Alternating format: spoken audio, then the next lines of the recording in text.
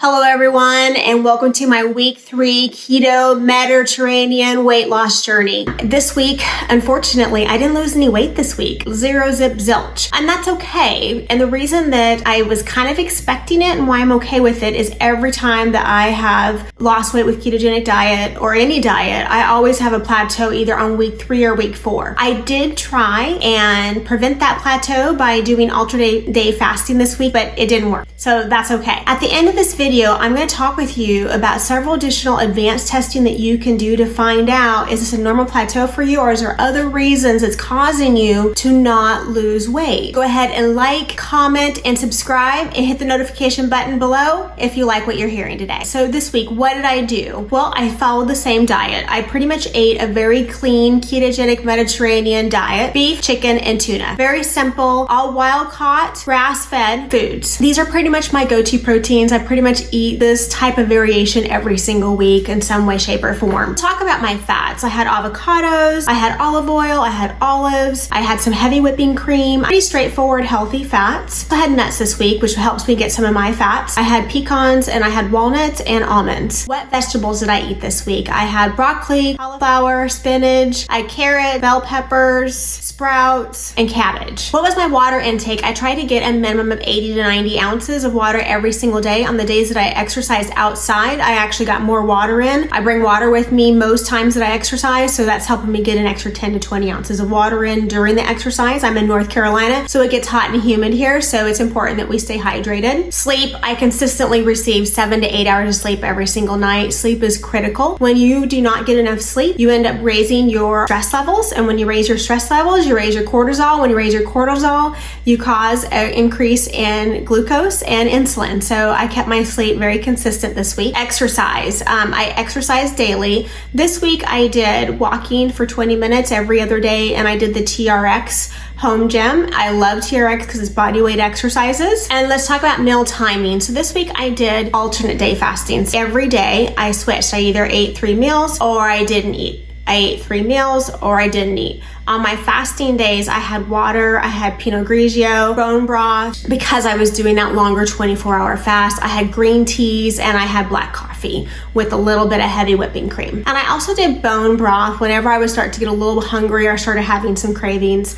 Bone broth, I love it. Now, technically it does break your fast, but because I was doing a 24-hour fast, I went ahead and I was okay with having that. You're at week 3 and you're not losing weight. What advice I give my patients? So first off, everyone has plateaus. And the reason we have plateaus is our body's trying to rebalance. It said, hey Pam, you've lost 10 pounds. I'm not ready to lose any more weight yet. But the key is to keep going with what you're doing, because what you were doing was working in the beginning, so continue to do it. That way, when your body says, okay, I'm ready to lose weight again, you're actually losing weight and you're in that weight loss zone. All of your fat cells have been unlocked. They're no longer locked by the glucose insulin key. And I'll do a video that talks about how glucose and insulin work together and lock those fat cells. So it's really important. Even though the scale may not be agreeing with you, please stay on track. What other health conditions could be causing your body to not lose weight? Well, first off, if your hormones are out of whack. So with females, if you're having your menstrual cycle this week, you may even put on weight, and that's okay because women tend to retain water during their cycle.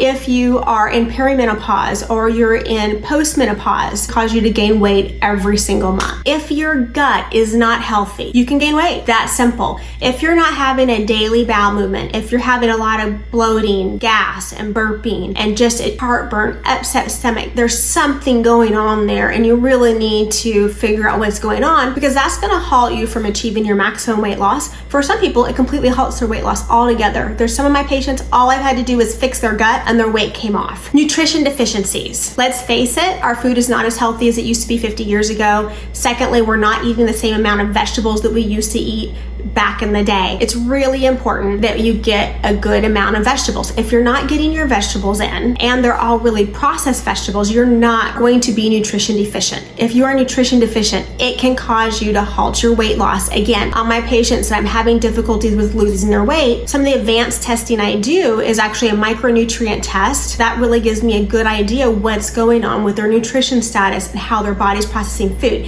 If your gut is messed up, you will not process nutrition correctly, so then you can be nutrient deficient. If your cortisol levels, maybe you have a lot of stress in your home life or at work or just in general, just a ton of stress because you're constantly moving. If you're under too much stress, you won't lose weight. There's things that providers can do to help you optimize your weight loss during these stressful situations. It just takes having the right provider do the right testing and set up a correct plan for you. What are the names of some of the tests that I run? So on my patients, I will run a GI effects test from Genova Diagnostics. This lets me know what's going on with their gut.